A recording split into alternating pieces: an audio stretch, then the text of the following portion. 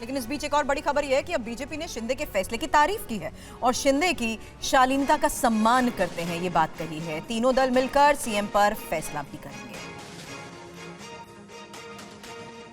शिष्टता, शालीनता और भद्रता के शब्दों को उन्होंने बहुत अच्छे से पिरोया है, हम सब ने सुना है। और इस विषय पे जब तक बैठक इत्यादि नहीं होती है, मुझे लगता है हम अभी इस विषय से अनभिज्ञ हैं। और इस बीच राहुल गांधी ने एक बार फिर अडानी की गिरफ्तारी की मांग दोहराई है। उन्होंने कहा है कि अडानी को जेल में होना चाहिए, सरकार अडानी को बचा रही है।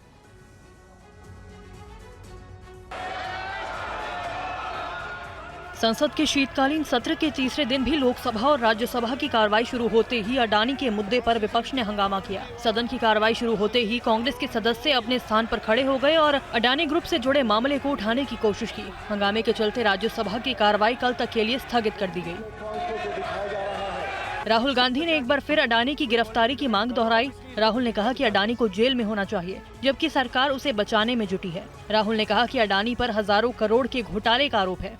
Think Adani is going to accept the charges? Which world are you living in, brother? Obviously, he's going to deny the charges. The point is, he has to be arrested. The point is, he has to be arrested, as we have said. Hundreds of people are being arrested on tiny charges. The gentleman has been indicted in the United States, for thousands of crores. He should be in jail. And the government, please let me speak. And the government is protecting him. और उपचुनाव के नतीजों के बाद पंजाब कांग्रेस में बगावत के सुर उभरने लगे हैं। सूत्रों के मुताबिक पंजाब कांग्रेस अध्यक्ष राजा वडिंग और प्रभारी देवेंद्र यादव के खिलाफ बगावत के सुर तेज हो गए। पंजाब कांग्रेस अध्यक्ष राजा वेडिंग और प्रभारी देवेंद्र यादव को लेकर विरोध होता नजर आ रहा है। कहा जा रहा है कि उपचुनाव के नतीजों के बाद ज्यादातर वरिष्ठ नेता, सांसद दोनों को बदलने की मांग कर रहे हैं।